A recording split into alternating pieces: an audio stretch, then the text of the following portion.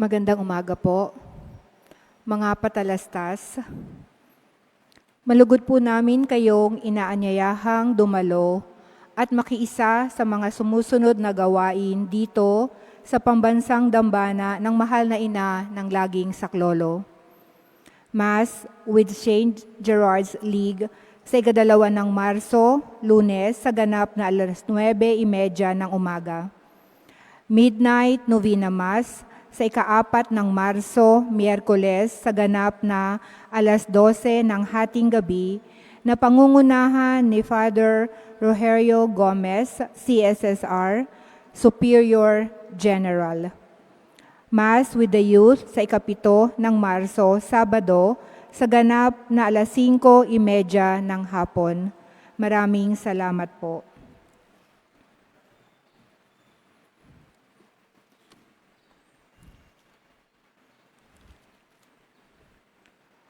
Tayo po ngayon ay nasa ikalawang linggo ng 40 araw ng paghahanda. Ang ating punong tagapagdiwang sa misang ito ay si Reverendo Padre Kenneth Dan Galyamaso, CSSR. Inaanyahan po ang lahat na sumabay sa mga awitin, tugon at panalangin sa atin pong misa. Maraming salamat po.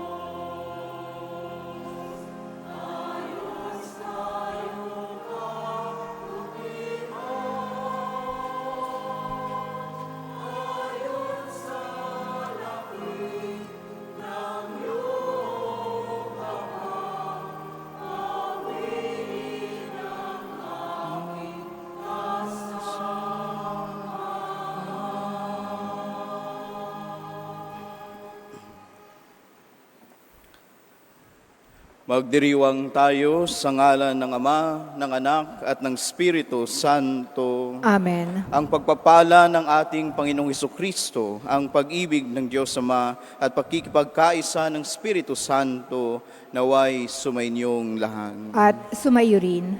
Magandang umaga, mga kapatid. Magandang umaga, Father. Sa ating patuloy na pagninilay at paglalakbay sa panahon ng Kwaresma, ang ating mga pagbasa ngayon, lalong-lalo na ang ating ebanghelyo, nagpapaalala sa atin sa tunay na pagbabago na dulot ng pagmamahal. Kaya sa ating pagninilay ay humingi tayo ng grasya na makita natin, maramdaman natin ang pagmamahal ng Diyos at ibahagi natin ito sa kapwa. At ang banal na misang ito ay nialay din natin sa lahat ng ating nakatatanda. At mga kapatid, aminin natin ang ating mga kasalanan upang tayo ay maging marapat na gumanap sa banal na pagdiriwang. Inaamin ko sa makapangyarihang Diyos at sa inyo, mga kapatid, na lubha akong nagkasala sa isip, sa salita at sa gawa, at sa aking pagkukulang. Kaya't sinasamo ko sa mahal na Birheng Maria, sa lahat ng mga anghel at mga banal, at sa inyo, mga kapatid, na ako'y panalangin sa Panginoong ating Diyos. Kaawaan tayo ng makapangyarihang Diyos, patawarin tayo sa ating mga kasalanan, at matnubayan tayo sa buhay na walang hanggan. Amen.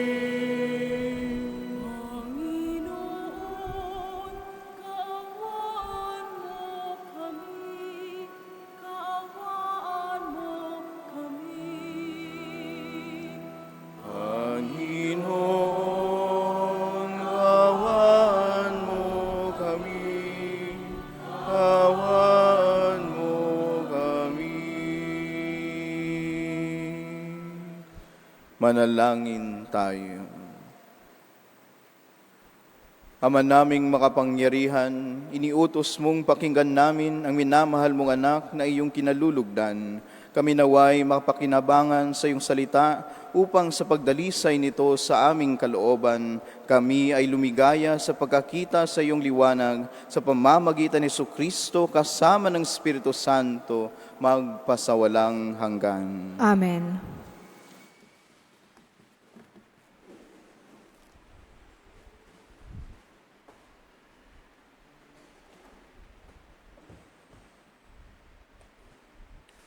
Pagbasa mula sa aklat ng Henesis.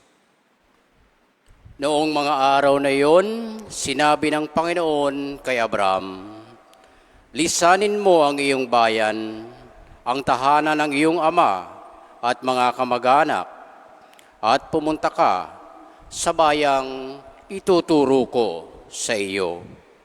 Pararamihin ko ang iyong mga anak at apo, at gagawin kong isang malaking bansa.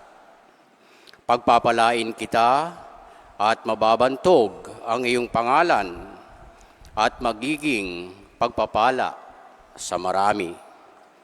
Ang sa iyo'y magpapala ay aking pagpapalain, ngunit kapag sinumpa ka, sila'y aking susumpain.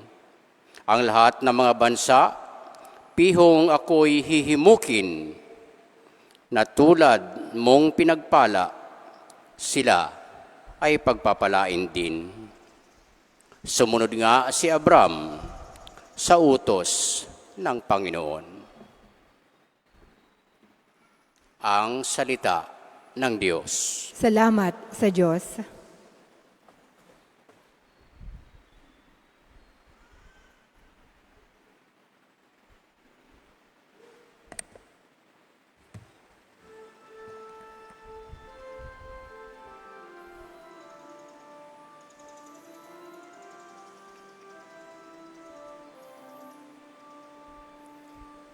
Poon pag-asa ka namin, pag-ibig mo'y aming hiling.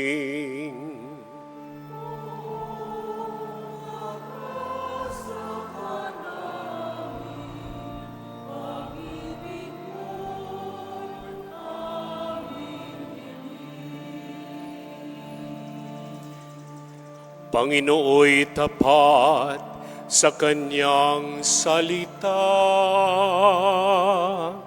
at maasahan ang kanyang ginawa. Minamahal niya ang gawang matapat.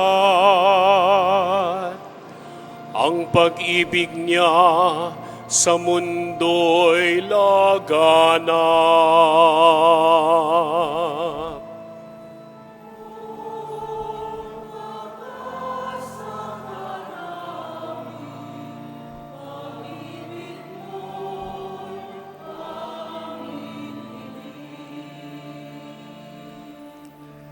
Ang may takot sa Diyos at nagtitiwala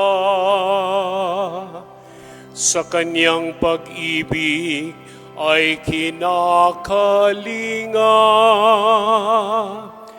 Hindi babayaang sila ay mamatay. Kahit magtagutom, sila'y binubuhay.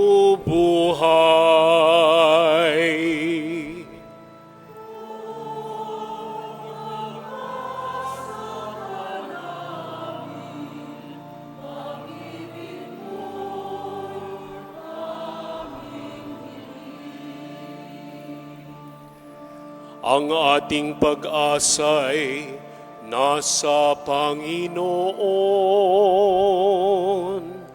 Siya ang sanggalang natin at katulong. Ipagkaloob mo na aming makamit. O poon ang iyong wagas na pag-ibig. Yamang ang pag-asa'y sa'yo nasasalig.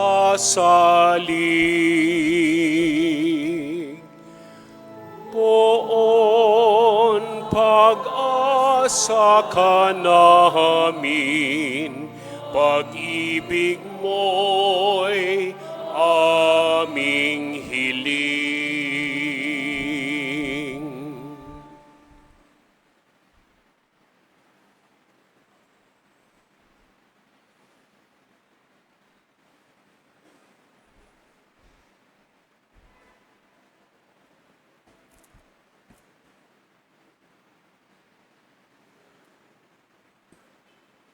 Pagbasa mula sa ikalawang sulat ni Apostol San Pablo kay Timoteo. Pinakamamahal kong kapatid, makihati ka sa kahirapan dahil sa mabuting balita. Sa tulong ng Diyos na nagligtas at tumawag sa atin upang tayo'y maging bayan. Ito'y ginawa niya sa pamamagitan ni Kristo Jesus, hindi dahil sa ating mga gawa, kundi ayon sa kanyang layunin at kagandahang loob na inilaan sa atin bago pa magsimula ang panahon. Ngunit nahayag lamang ito nang dumating si Kristo Jesus na ating tagapagligtas. Nilupig niya ang kamatayan at inihayag ang buhay na walang hanggan sa pamamagitan ng mabuting balita. Ang salita ng Diyos. Salamat sa Diyos.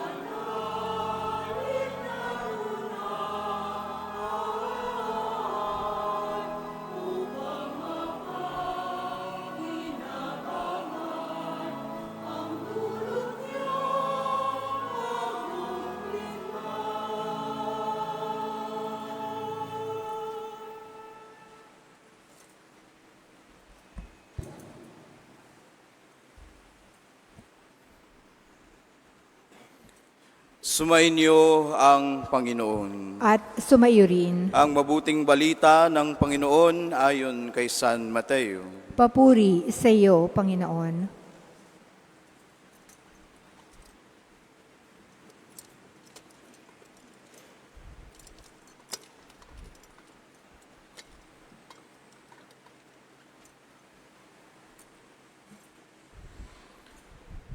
Noong panahong iyon, isinama ni Jesus si Pedro at ang mga magkapatid na Santiago at Juan, at sila'y umakyat sa isang mataas na bundok.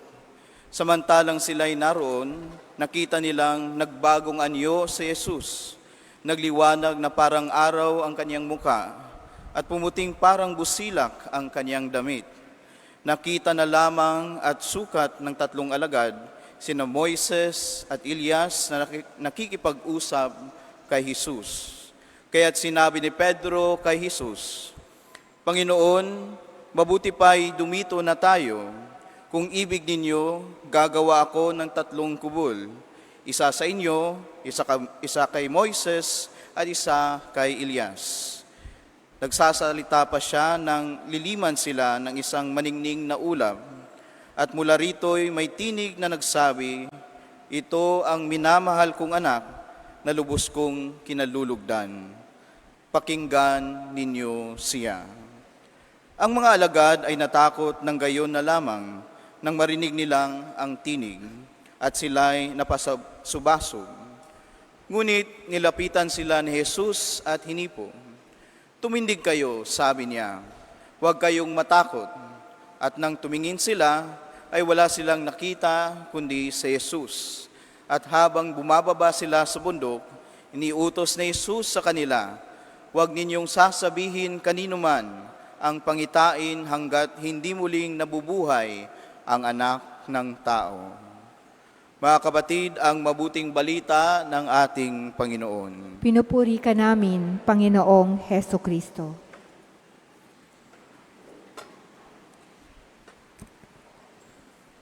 Once again, magandang umaga po sa ating lahat. Pakitingin po sa inyong mga katabi. At pakisabi pong, Kwaresma na. Pakiulit at sabihin nyo. Okay. Tanungin nyo din, nagbago ka na ba? O ba't kayo tumatawa? Tanungin nyo din, nagmahal ka ba? Baka yung may mga katabing crush o mga asawa nila, nakangiti na lang, ano. Pero maganda pagnilayan po itong dalawang bagay dahil ito din, no, mga core principles or core values na kinakailangan nating paglaliman sa ating paglalakbay, no, sa panahon ng Kwaresma. Kung kayo ba ay nagbago dahil sa grasya at sa malapit na paglalakbay, no, sa puso ng ating Panginoon, lalong-lalo na sa kanyang pagpapakasakit dahil sa atin. Amen? At napakagandang pagnilayan uli ang pagmamahal o ang pag-ibig. Dahil ito naman ang ginawa ng Diyos para tayo ay matubos, para tayo ay maligtas. Amen?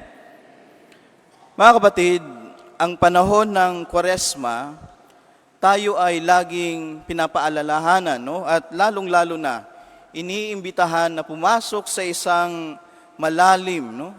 Deep na paglalakbay, a deep journey kasama ang ating Panginoon. Kaya isang hamon ng Kwaresma ay ang hayaan, no, na ang kapangyarihan ng pag-ibig ng Diyos ang magbabago sa atin, lalong-lalo na sa ating mga puso. Katulad ng naranasan ng ating Panginoong Jesucristo sa ilang at sa bundok nang siya ay tinukso ng demonyo ni Satanas, no? Narinig natin kung paano siya tinukso. Pero tandaan natin kung anong nangyari. Tulad ni Jesus na tinukso ni Satanas, dahil doon, alam niyang ang lakas niya ay nanggagaling sa Ama. Kaya pinatatag siya ng Ama sa harap ng tukso ng kasalanan. Gaya niya, mga kapatid, tayo din ay tinatawagan na harapin ang ating mga kahinaan ang ating mga ah, ang ating mga kasalanan, lalong-lalo na, no? At mga bagay na hinaharap natin na hindi natin naiintindihan ng may pananalig sa presensya at gabay ng Diyos. Ito ay isang bagay na dapat nating pasukin, no, sa paglalakbay sa panahon ng Kwaresma. Ngayong araw sa ating ebanghelyo, narinig natin ang ebanghelyo tungkol sa transfiguration o ang pagbabagong anyo ni Jesus. Mga kapatid, ang pagbabagong anyo ni Jesus is not simply that He changed, He transfigured into something divine. Pero it tells a lot dahil ang pagbabagong anyo ng ating Panginoon ay tanda na walang hanggang pag-ibig ng Diyos. Paano mo po ito nasabi, Father? Dahil ito ay pagpapakita na ang buhay natin sa tulong at dahil sa pagmamahal ng Diyos ay magbabago into something holy, something divine. Pero kinakailangan nating hayaan ng Diyos na tayo din ay sumunod sa kaloob at pagmamahal ng Diyos sa ating buhay. Kaya maganda yung tanong uli natin, nagbago ka na ba? Nagmahal ka ba? Dahil kung tayo ay maglalakbay sa panahon ng Kwaresma, kung tayo ay nagbago, kung tayo ay nagmahal, our life will be changing into something divine, something holy, dahil sa pagmamahal ng Diyos. Ganoon din tayo, mga kapatid, lalong-lalo na sa oras ng pagsubok, ay kailangan nating buksan ang ating mga puso't isipan para sa pag-ibig at gabay ng Panginoon. Tandaan natin, mga kapatid, na ang pagmamahal ng Diyos o ang pagmamahal na nagbigay ng pagbabagong anyo ng ating Panginoon is the same love that changed our human faith. No? Simply saying na tayo ay mga nilikha lamang. Pero dahil sa pagmamahal ng Diyos, binago ang faith natin. We become children of God. We become children of the light. Diba? From a mere creature into something divine. And that's proof enough na mahal tayo ng Diyos. It is also the same love that granted us salvation and redemption. It is the same love that gave us meaning and hope, kahulugan at pag-asa. The same love that is sacrificed so that we will not be brought into darkness. Tandaan natin, dahil sa ating makasalanan, our tendency to sin, napupunta tayo sa walang hanggang kadiliman. Mga kapatid, it is the same love that brought us into life and light, sa buhay at liwanag. At ito ang pagbabago ng pagmamahal na binibigay sa atin ng Diyos, hindi lang sa panahon ng Kwaresma, kundi sa ating pang-araw-araw na buhay. So mga kapatid, pahalagahan po natin ang pag-ibig ng Diyos. Pahalagahan natin kung tayo'y nagmamahal para sa ating kapwa, hindi lang para sa ating sarili. Dahil ang tunay na pagmamahal, mga kapatid, ay gagawin ng lahat para sa kanyang minamahal. Kung kayo'y mga magulang, kung mahal niyo ang inyong mga anak, gagawin niyong lahat, magsasakripisyo. Tama po ba? Kung kayo'y mga anak, kahit yung mga nanay, tatay, kahit mga lola at lolo niyo, kung makukulit, minsan masasakit, matitigas ang ulo. Diba? Pasensyoso, lalong-lalo kung sila'y nakatatanda na. We do everything because we love. Amen? Parang ang hina. Amen? Oh, yun. So kayo ba'y, tanong ko rin, kayo ba'y nagmamahal? Did you love? Do you love? Because love allows us to go beyond ourselves, to be transfigured lalong-lalo na sa pagmamahal ng Diyos. Mga kapatid, ang ating pananampalataya, tulad ng ating narinig sa ating pagbasa kay Abraham at ang mga sulat ni San Pablo, ay nagiging daan upang maranasan natin ang lakas na nagmumula sa ating Diyos.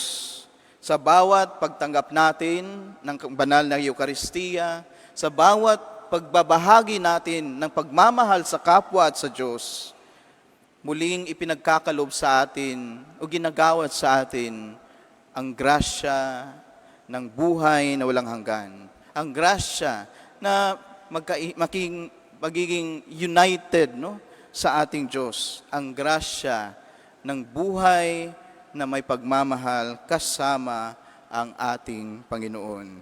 Kaya mga kapatid, sa panahon ng Kwaresma, patuloy nating itanong hindi lang sa ating kapwa, kundi sa ating sarili. Kung kayo ba'y nagbago, kung kayo ba'y nagmahal. Kaya siguro, isang bagay na sasabihin ko rin, magbago na, magmahal na. Baka kasi, this is your last chance. Remember, di natin alam, no, ang panahon. Kaya, there's still hope. May pag-asa pang magsimula sa pagbabago, may pag-asa pang magsimulang magmahal uli. Kaya sa panahong Kwaresma, naway maging panahon ito ng pagbabalik loob, panahon ng pagbabago ng puso at ng mas malalim na pakikipagtagpo sa Diyos na nagmamahal at sa ating kapwa. Mga kapatid, hayaan natin ang Kaniyang pag-ibig ang gumabay sa atin tungo sa tunay na pagbabagong buhay, pag-asa at ang ating katubusan. Sa ngalan ng Ama, ng Anak at ng Espiritu Santo. Amen.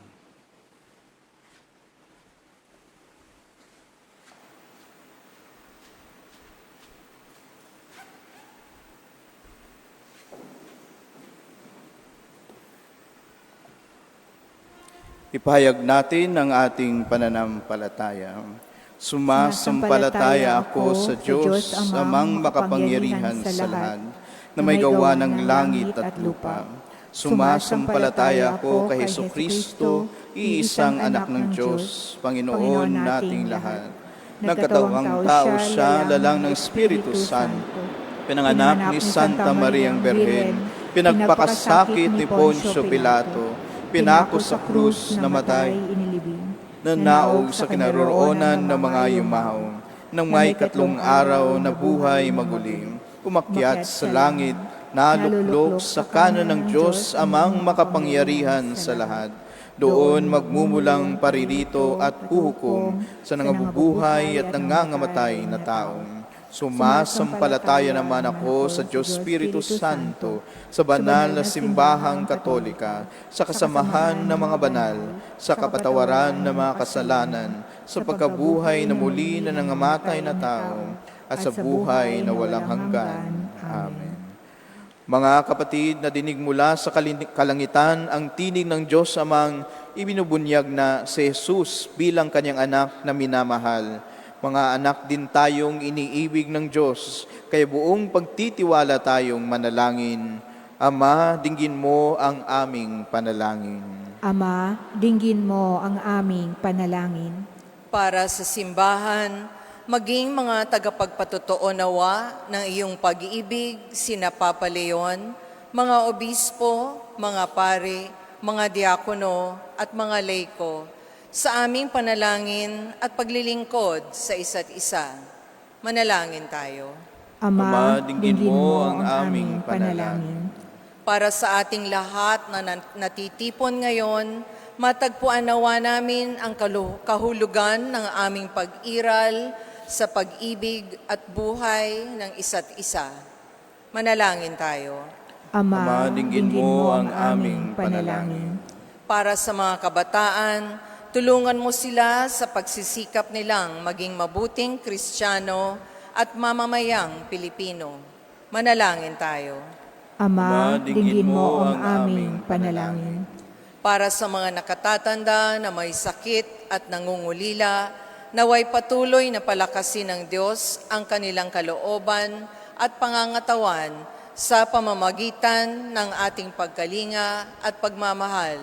Manalangin tayo. Ama, dinggin mo ang aming panalangin. Para sa aming mga yumaong mahal sa buhay, yakapin mo sila sa iyong walang hanggang pagmamahal. Manalangin tayo. Ama, dinggin mo ang aming panalangin. Para sa lahat ng mga nagpamisa dito sa pambansang dambana ng mahal na ina ng laging saklolo, tupdinawa ng Diyos ang kanilang kahilingan at kalukdan ang pasasalamat. Manalangin tayo. Ama, dinggin mo ang aming panalangin. Tahimik nating ipanalangin ang ating mga personal na intensyon.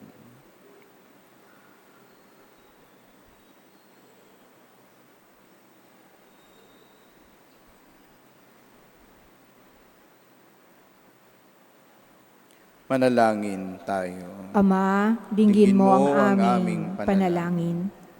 Pakinggan mo, Ama, ang minamahal mong mga anak. Ilapit mo pa kaming lalo sa iyong puso upang kaming matuturing umibig katulad ng pag-ibig mo sa amin sa pamamagitan ni Jesucristo na aming Panginoon. Amen.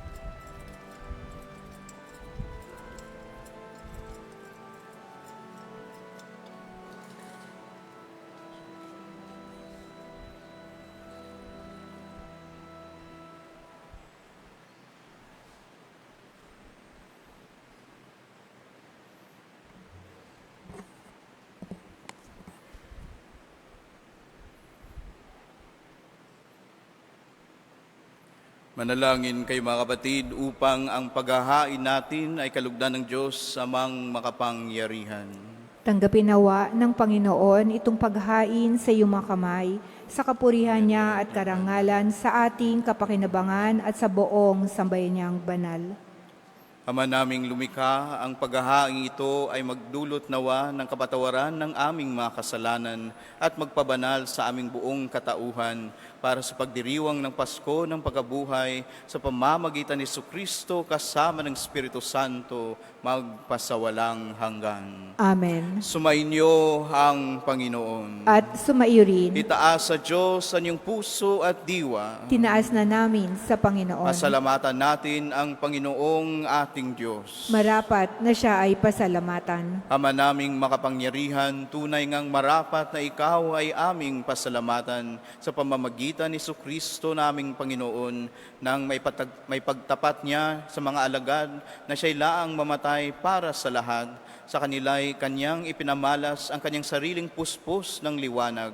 Ang iyong mga utos at mga propeta ay pawang mga tagapagpatunay niya sa pagkakatalagang para sa kapwa'y magdusa upang akayin ang lahat sa pagkabuhay na maligaya. Kaya kaisa namang anghel na nagsisiawit ng papuri sa iyo nang walang humpay sa kalangitan, kami nagbubunyi sa iyong kadakilaan.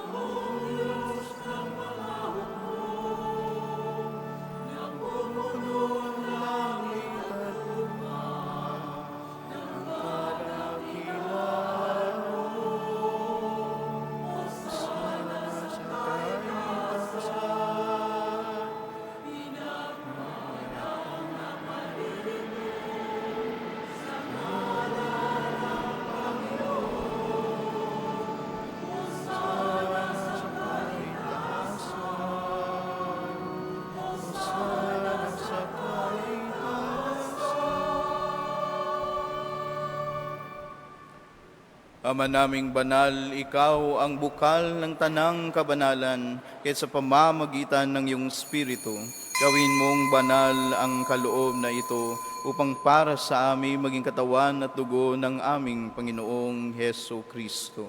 Bago niya pinagtiis ang kusang loob na maging handog, hinawakan niya ang tinapay, pinasalamatan kanya, pinaghati-hati niya iyon, inabot sa kanyang mga alagad at sinabing, tanggapin ninyong lahat ito at kanin, ito ang aking katawan na ihahandog para sa inyo.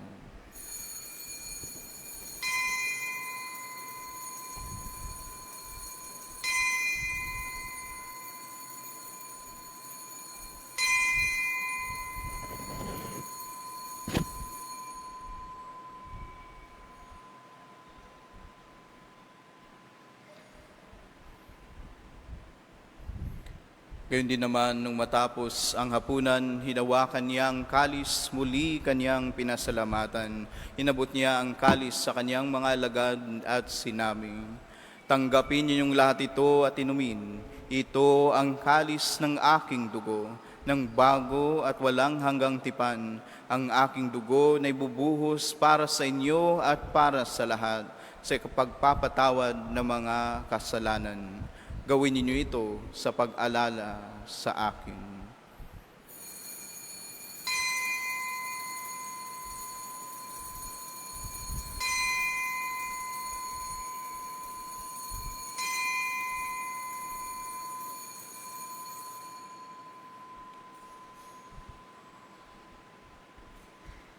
Ang misteryo ng ating pananampalataya.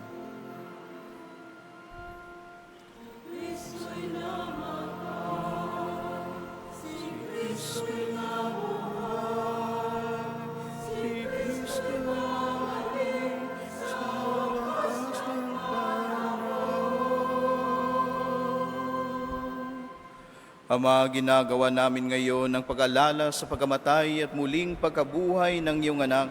Kinialay namin sa iyo ang tinapay na nagbibigay buhay at ang kalis na nagkakaloob ng kaligtasan. Kami nagpapasalamat dahil kami yung minarapat na tumayo sa harap mo para maglingkod sa iyo. Sinasamo namin kaming magsasalo-salo sa katawan at dugo ni Kristo ay mabuklod sa pagkakaisa sa pamamagitan ng Espiritu Santo. Ama, lingapin mo ang iyong simbahang laganap sa buong digdig. Puspusin mo kami sa pag-ibig, kaisa ni Leon na aming Papa, ni Jesse naming Obispo at ng Tanang Kaparian.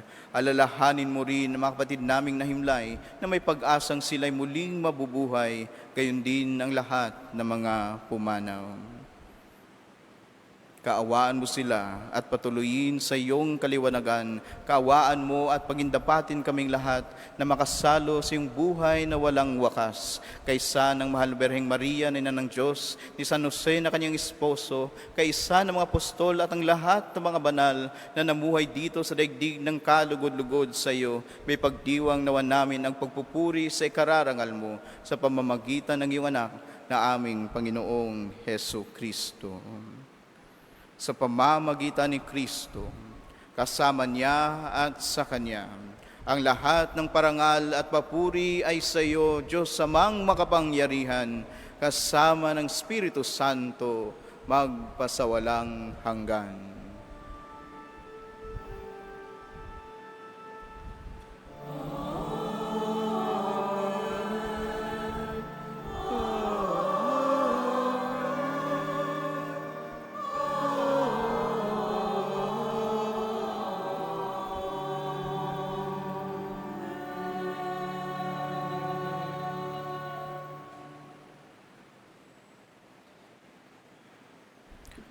Sa dagubili ng mga nakakagaling na utos at turo na Jesus na Panginoon natin at Diyos, ipahayag natin ng lakas loob.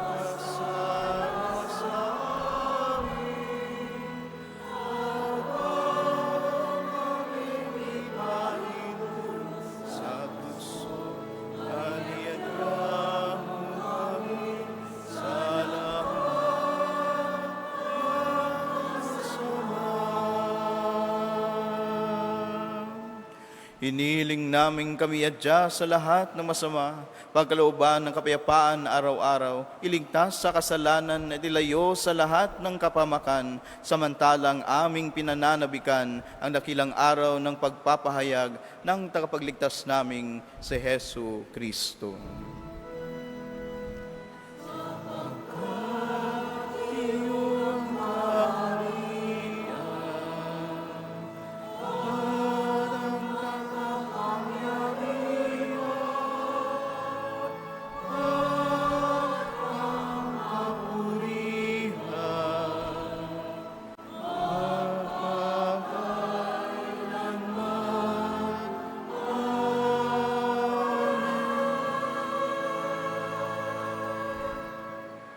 Panginoong Hesu Kristo, sinabi mo sa iyong mga apostol, kapayapaan ang iniiwan ko sa inyo, ang aking kapayapaan ang binibigay ko sa inyo. Tunghayan mo ang aming pananampalataya at huwag ang aming pagkakasala. Pagkalooban mo kami ng kapayapaan at pagkakaisa ayon sa iyong kalooban kasama ng Espiritu Santo magpasawalang hanggan. Amen. Ang kapayapaan ng Panginoon ay laging sumainyo. At sumayo rin. Mga kapatid, magbigayan tayo ng kapayapaan sa isa't isa. Peace be with you.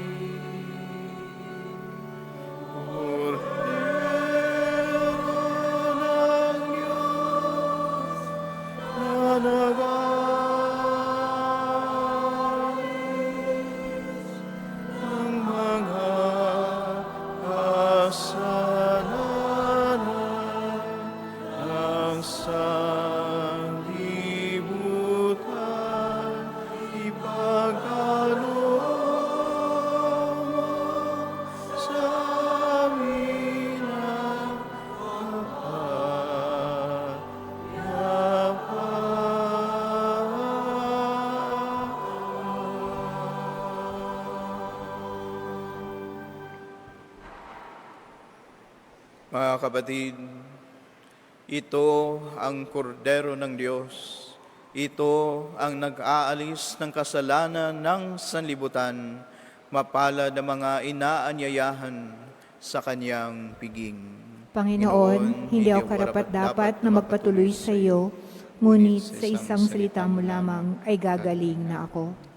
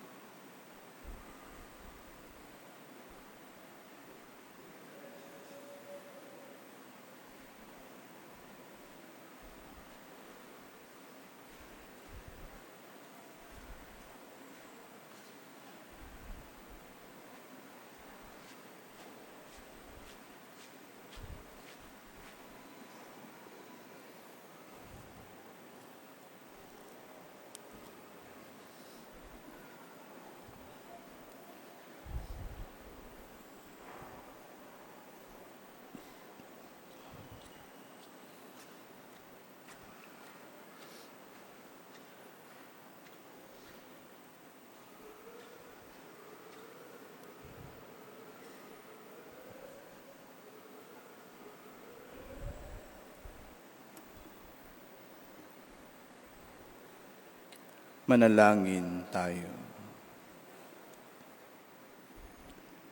Ama naming mapagmahal, kaming pinapakinabang mo sa dakilang pagliliwanag sa bagong anyo ng iyong anak ay tumatanaw ng utang na loob sa iyo, sapagkat kahit ngayon pa man sa lupang ibabaw, pinapagsasalo mo na kami sa kaligtan ng kalangitan sa pamamagitan ni Kristo kasama ng Espiritu Santo magpasawalang hanggan. Amen. Panalangin ng pagbabasbas para sa lahat ng mga nakatatanda. Sa konting katahimikan ay alalahanin natin ang lahat ng ating mga nakatatanda. Andito ngayon, kilala natin, mga mahal natin sa buhay, at ihingi din natin sila ng basbas sa ating Panginoon.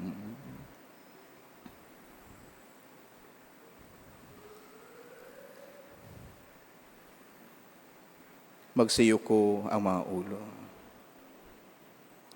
Mapagmahal na Ama, pagmasdan mo ang mga kapatid naming nakatatanda, pinupuri ka namin sa mga kaloob mong biyaya na binabahagi sa kanila sa napakahabang panahon. Akayin mo sila sa kanilang buhay paglalakbay, aliwin sa kanilang kalungkutan, alagaan sa kanilang karamdaman, at palakasin sa kanilang pangungulila sa yakap ng iyong pagmamahal. Sa pagdaloy ng panahon, igawad mo sa kanila ang mapayapang pamumuhay. Hinihiling namin ito alang-alang kay Kristong aming Panginoon. Amen. Palakpakan po natin ang lahat ng mga nakatatanda dito ngayon.